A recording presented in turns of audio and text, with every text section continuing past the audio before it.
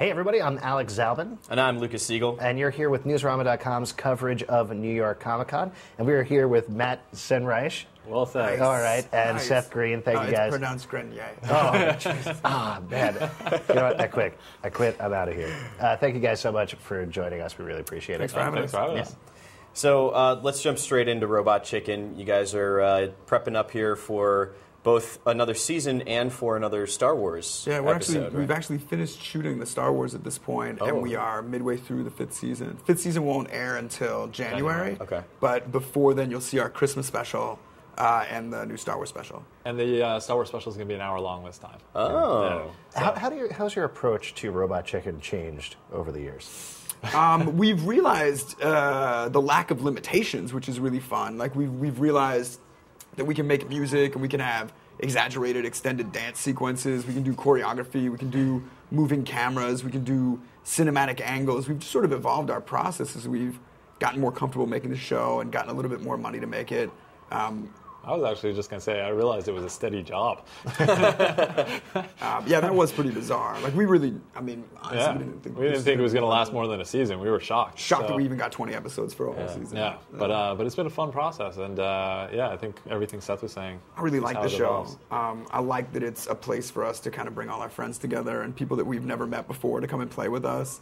We get a lot of actors on just wanting to be silly, and we have a really good time with them. Yeah, so. And I think that sums it up, is the way it hasn't changed is we still look at it as just us playing with friends.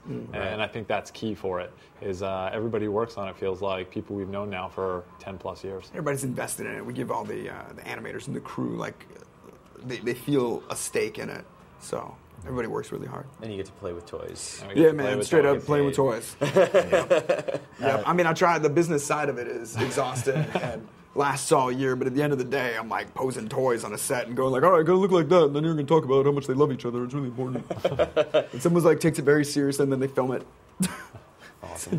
Talking about posing toys, though, you actually just started a new project with a human toy. Oh, yeah. Yeah, I actually Control talked TV, to Tristan on Tuesday. Right you did? We went into great. Awesome. non-isolation, or whatever you want to call it. So what does that feel like? He's just under constant surveillance. That's the thing. I mean, if anybody doesn't know what this is, it is a guy for the next 6 weeks under constant surveillance with cameras all around him, wherever he goes, he's being watched in a live stream at controltv.com.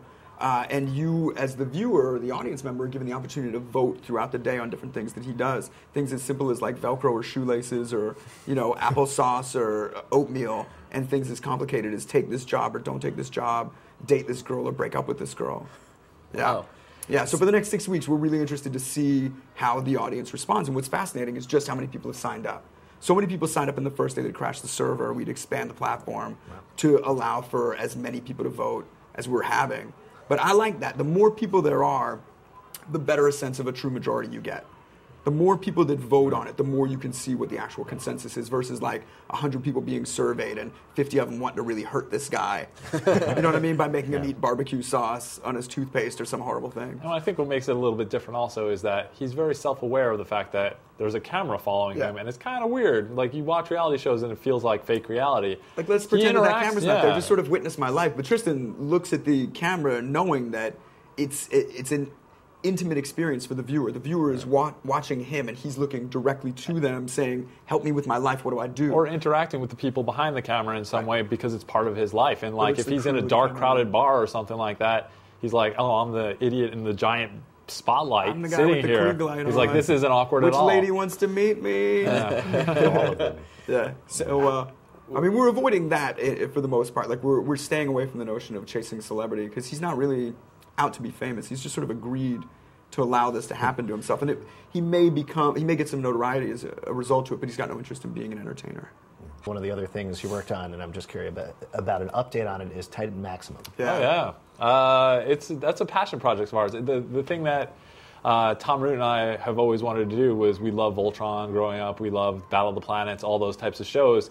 So as far as a second season, the trick with it is, because we're swamped with Robot Chicken, can we do it? Do we have time? How will that play itself out? Undertaking. Yeah. Stop motion, just anywhere you cut it, it's a big deal. A big job. Yeah, the example I always give is like, our season of Robot Chicken is 11 months. add the Star Wars special, and it's like 13 or 14 months of just concentrated effort on Robot Chicken. So finding the time is the big question. I mean, it's something we've been talking about. Also, when you're done with a year of straight work, you just really want to do something other than spend 6 months publicizing it while you're making another project. So we just try and but we have decompress ideas. for a second to get some creative juices flowing. We know what the second season will be. It's a matter of how and when could we get to it.